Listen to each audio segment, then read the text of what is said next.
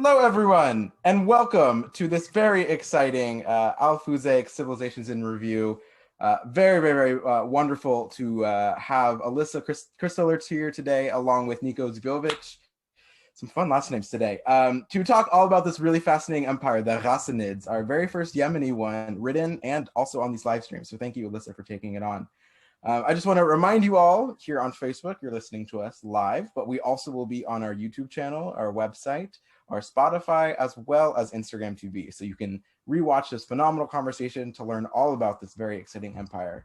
Thank you again, Alyssa, for your work and research and in showcasing the world about the Ghassanids. I'm going to throw it to Nico to read your intro paragraph, and we'll see where the conversation takes us. Take it away, Nico. Perfect.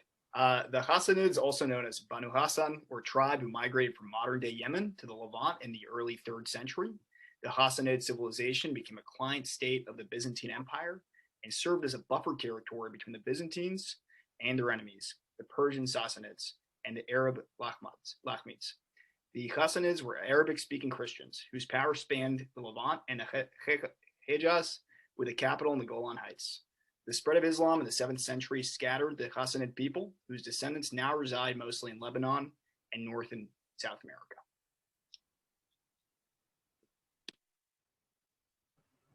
Wow. Well, what I love about this intro is there are so many directions we can take this. Let's start with what you really enjoyed in learning and researching about them. I how to be honest, I never knew what the Ghassanids were until I put together the list of 75. So tell me everything. Yeah, I honestly never knew what they were either until I chose this project.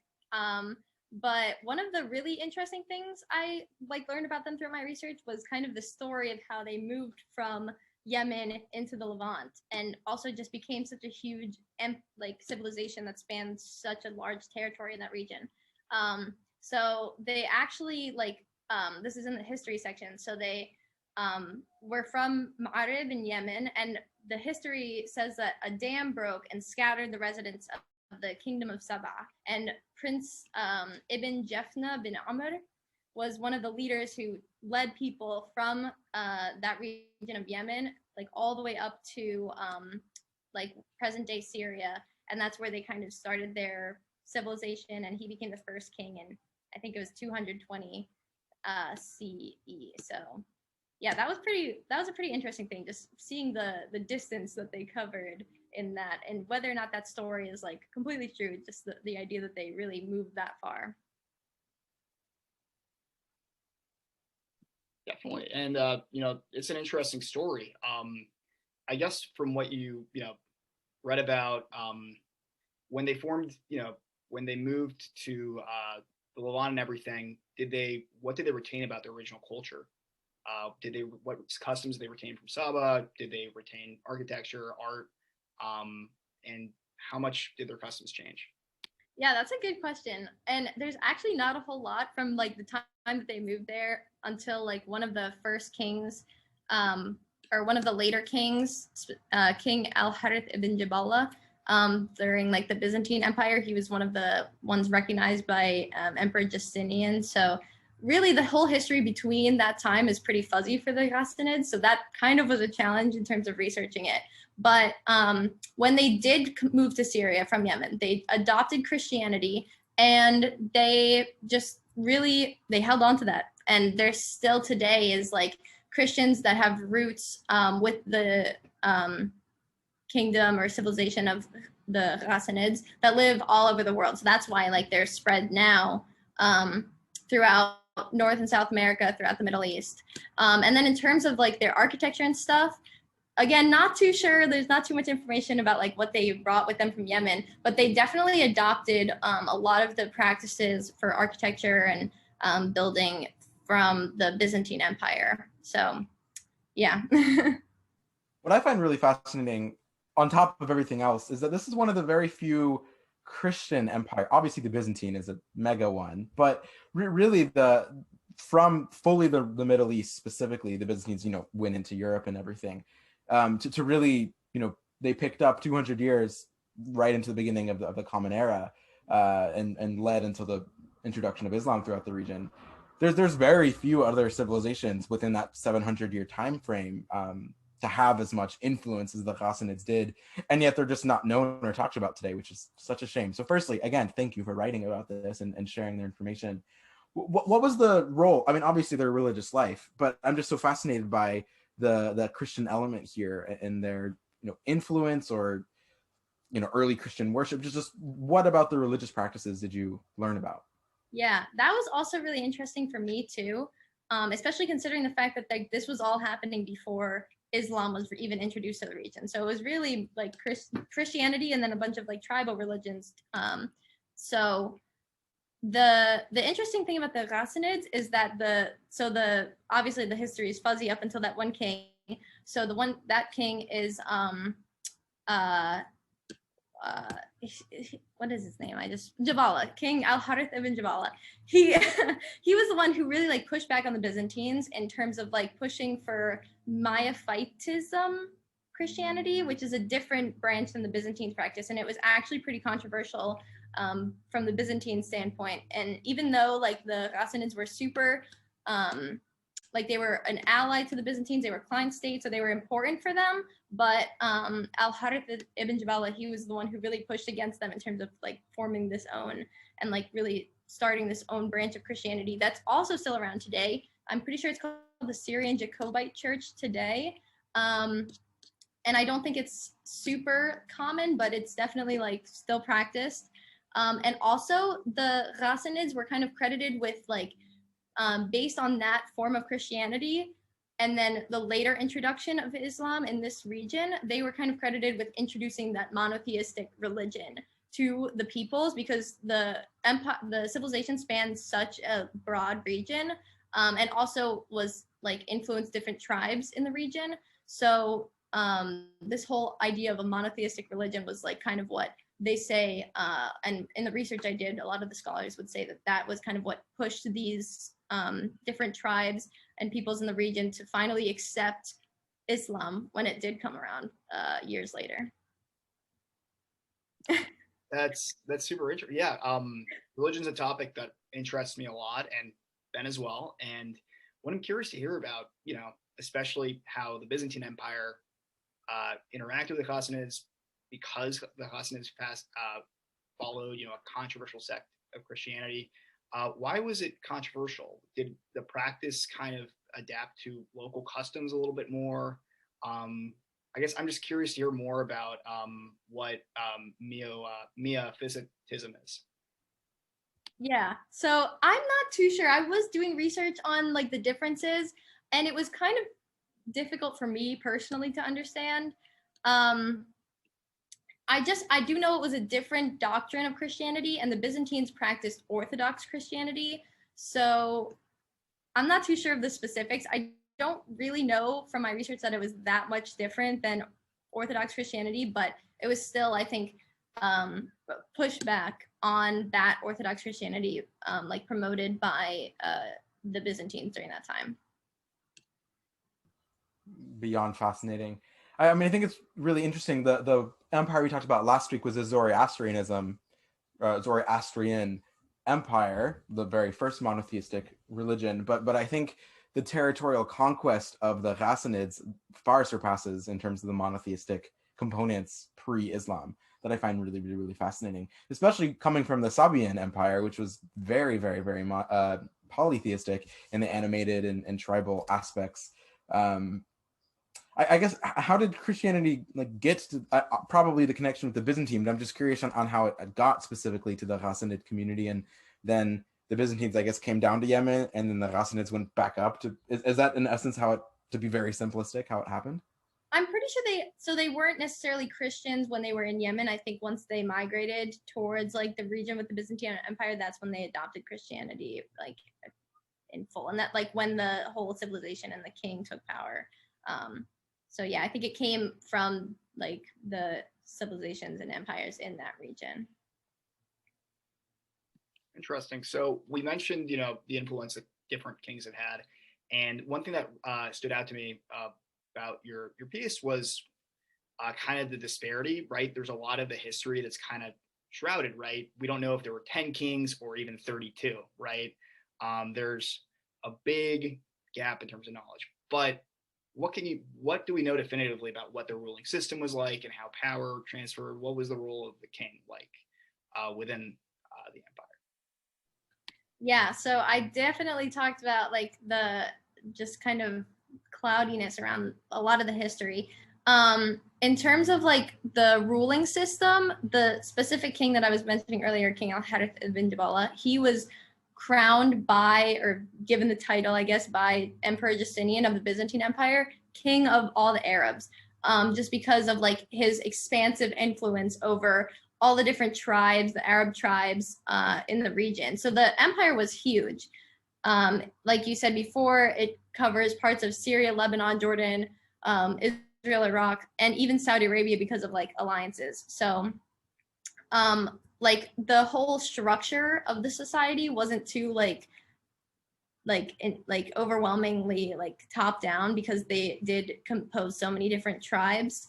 But the idea was that, and especially given by the Byzantines, the idea was that the king of the Ghassanids was the king of the Arabs. So I thought that was really interesting that he was really given that title. And then that's also like his influence and like connection with the Byzantines, especially with helping them defeat the Sassanids in the Yom Halima War, or battle. So that was like he was the most influential, the biggest, most important, I guess, emperor.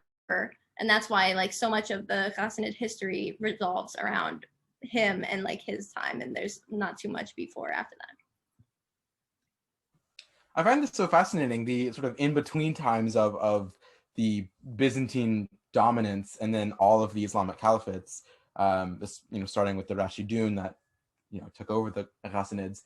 But, that's still about 600 years of history in between that is largely just sort of looked over, I think, in a lot of, at least all of my studies in ancient Middle Eastern Mesopotamian history, sort of 2000 BCE, and then like 0 CE, and then 600 CE. And there are huge gaps of time that are missing in the conversation, in the history, and the engagement. And the Ghassanids is that very, very clearly.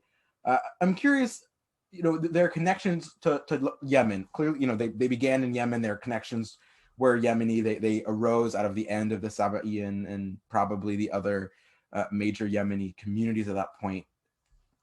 Tell me more. What's their connection further to Yemen? Were they sort of just breakaways of the Sabaeans, or was there more to their connection to the Yemeni area? So what I found was mainly like that history of leaving Yemen. So they were part of the kingdom of Saba, and then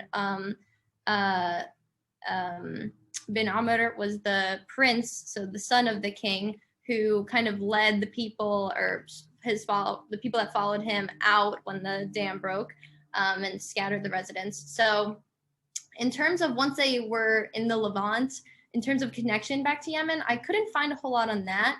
And even today, so like the one thing that I did find that was really interesting was the website for the Sovereign House of Ghassan, which is like a recognized body of like as the king or the prince of the Ghassanids. And it's recognized by the government of Lebanon, it's recognized by the UN, and they mainly place their ties. They tell the story of Yemen and of the Ma'arid Dam, but then they place their ties mainly in Yemen. And I think they even have some like sovereign land that they've claimed in like Lebanon. So yeah, that's kind of also, that was one of the biggest resources I used for this research, was like looking at that page in order to like see how they talk about their history, and just also like what they are still doing around today. So that's something that I find really curious. So the empire declined, or the dynasty declined. The empire declined. It fell apart, but the dynasty kind of lived on. People kept up the heritage. I guess, what can you elaborate on in terms of after everything fell? How is history recorded?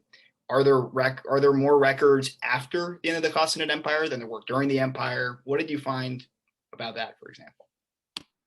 Yeah, so that in terms of the empire falling too, that's also like contested and fuzzy, because some say that it lasted and it continued to last even into like when the Byzantines were overthrown by Muslims, and then the civilizations were Islamic, and the Christians, the Ghassanids fell into like the group of Christians that would have to pay like taxes or whatever to live with the in the Islamic society. So whether or not they actually like the empire collapse is one thing, but also the empire was so large to begin with, like in terms of the land and the different tribes that it encompassed, that it is hard to say, to pinpoint like when it fell and when it just became like just integrated with the rest of the region. So this, the sovereign house of Ghassan, which like is that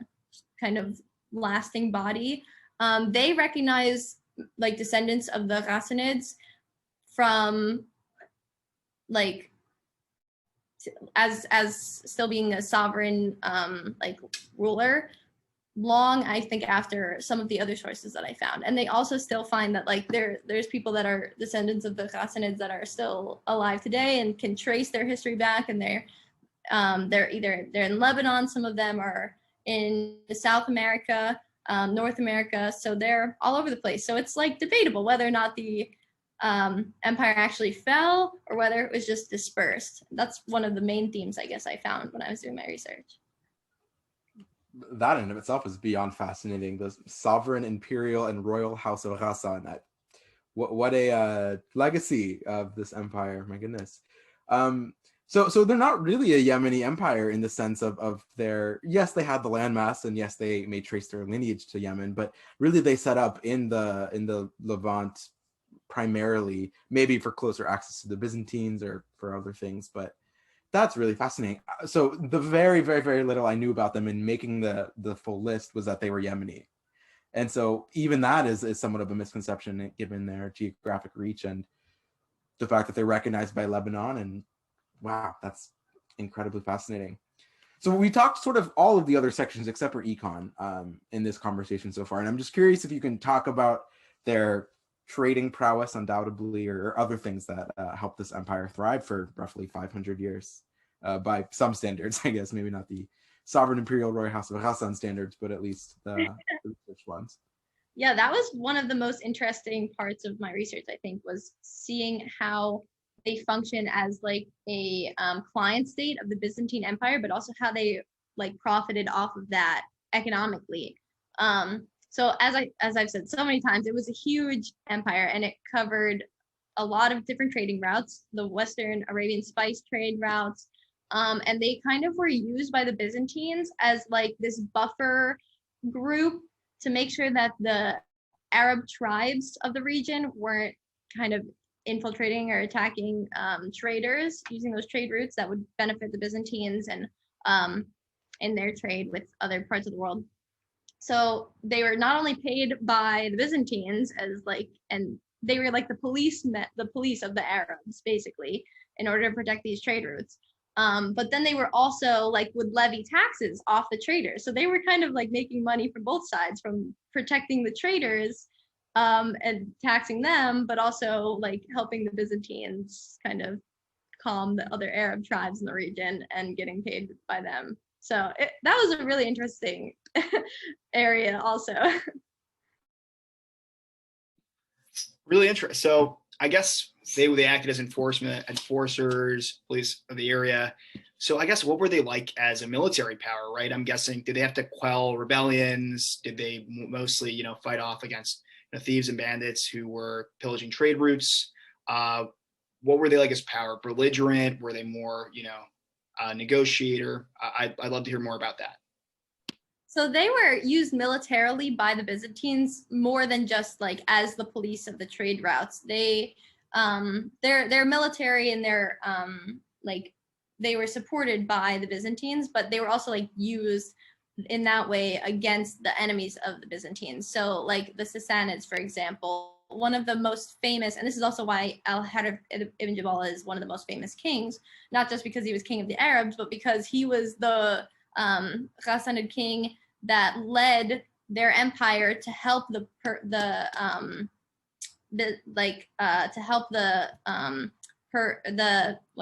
Byzantines against the Persians and the Lakhmids And that was a famous battle that's called the Day of Halima or Yom Halima. And that was in Syria. So that was like right in their territory. And the Byzantines played like the influential role in helping, or the Ghassanids played an influential role in helping the Byzantines actually win that war and beat the Sassanids and the Lakhmids. So they were militarily strong because of the Byzantine Empire, but they were also used by the Byzantine Empire to help them like that. What I love about sort of the place of where the Ghassanids are, and also in its place on Al-Fuzayk's website, is that we've already written about the Sasanian or Sassanids, as well as the Byzantine, and the Lakhmids are currently being written on. So part of this Yom Halima, time period conversation is all simultaneously happening amongst these articles. So check out, everyone else listening, the Byzantine and Sasanian, the Sasanian we did a live stream about a month ago as well. So check all those resources out, and the Lakhmid soon to be coming.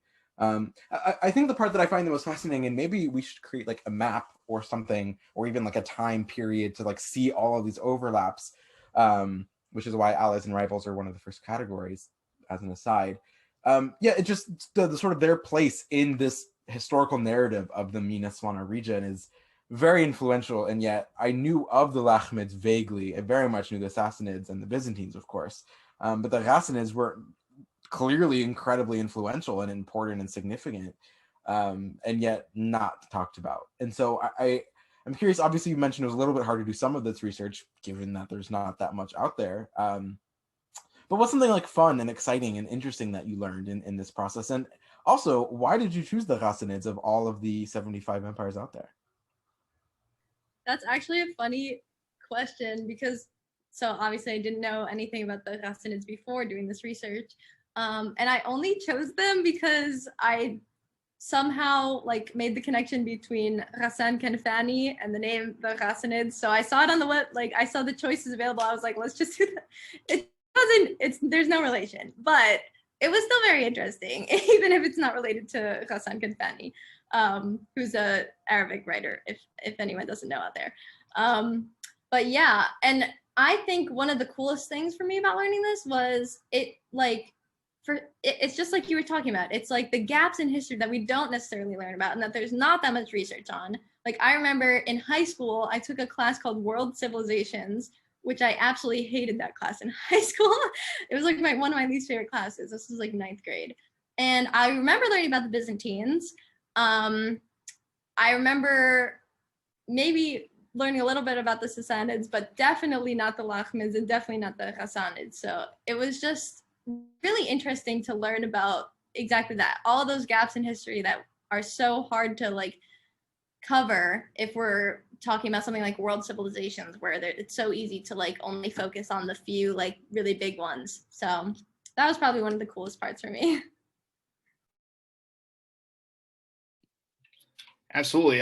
That's something that's interested me for a while too, because I guess it's when we talk about history, why do we talk about certain civilizations as opposed to others, right? I mean, there were countless people living in each civilization, and really as historians or people who study history, what we need to do is just, we can glean whatever we can find from different records and everything else. I guess if you could find more information with the Ghassanid, what missing records are you most curious about? What period of history of that dynasty do you think is missing? Would you be most interested to read about?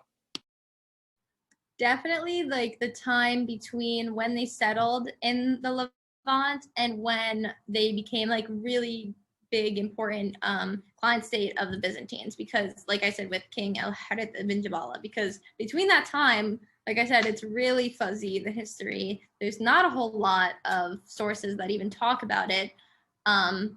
So I feel like I would definitely be interested to learn more about that, like how they got to be good friends, I guess, or allies with the Byzantines, even how they grew so much from a small community of people that left, that were basically refugees from Yemen, came all the way to the Levant and somehow became like one of the like a huge civilization covering so much, and also a very influential one in terms of their relationship with other important empires, but also their role in just interacting with all the other Arab tribes in the region. So that's probably where I would look if we could find that information. Well, and I think if not, that's able to be found. The idea of like a map of the overlaps or something, I don't know what this will look like, but for those listening, if one of you want to help us with this project, I think this will be a really cool opportunity once we have all of the 75 empires finished, is to sort of see those overlaps of, maybe time or a change over time map or interactive. I don't know. Let's create it together, someone, or Alyssa, if that's something you want to take on. It's a tall order though, but I think that would be really crucial because people have different educational understandings of the region. The Ghassanids are clearly left out in most of these levels, and no matter what, many of these other empires are too, which is why I added them to our list. But I think that would be a really wonderful opportunity to further showcase, like, this was, they met, they talked, they traded, they policed, they fought, they loved, they were together in the same time period, they influenced the next one. I mean, all of this is just so crucial. So again, thank you for helping to educate us about this beyond influential empire. Super funny that Ghassan Kanafani is the reason that it connected you here, but hey, we'll take it either way. And if you ever want to write about his poetry or books, again, that can also fit on our website, even though they're not connected at all. I love it. I guess they both are in the Levant, so that's a connection there. Any final parts of the Ghassanids you want to leave us with? Any things you left out? Any cool tidbits or fun facts you learned? Anything final?